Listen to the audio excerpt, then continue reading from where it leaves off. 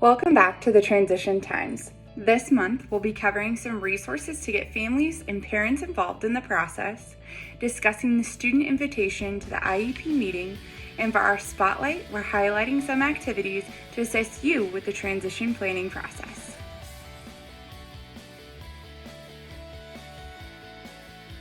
Let's talk about parent involvement. Not only are parents required members of the IEP team, but they provide valuable input into students' transition plans.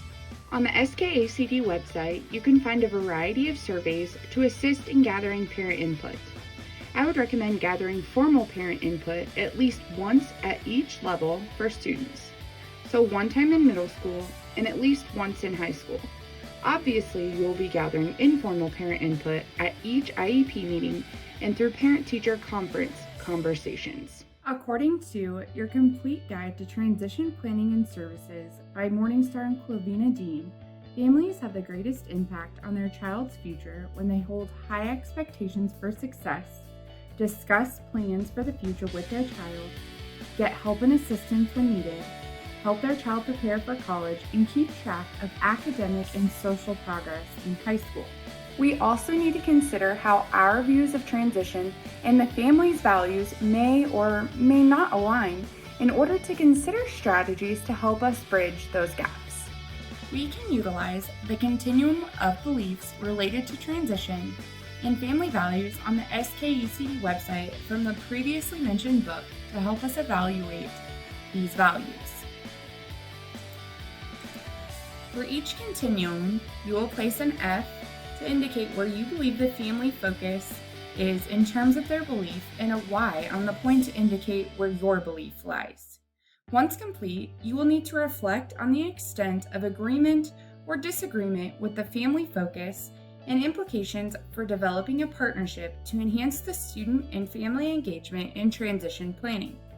The items on the continuum encompass a variety of areas you can see here. The seventh question on the Indicator 13 checklist is related to whether or not the student was invited to participate in their IEP meeting. It asks, is there evidence that the student was invited to the IEP team meeting where transition services were discussed?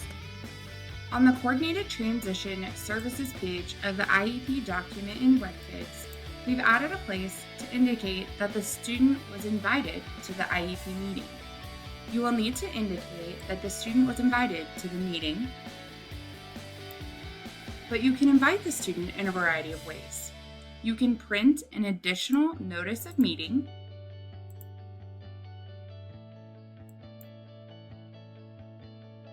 and read through it with the student to explain that they're being invited to their IEP meeting because of their age and the need to discuss transition.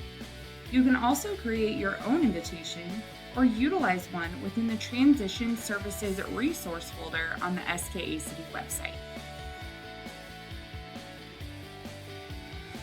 Are you struggling to know what activities should be completed related to transition? This month's spotlight is on a checklist of activities for students to complete in each grade of high school to be successful in the transition to post-secondary life. The checklist goes through each grade and gradually builds upon itself the older the student gets. You can access the checklist by clicking on the link in the description. As you can see, it gradually grows the older the student gets.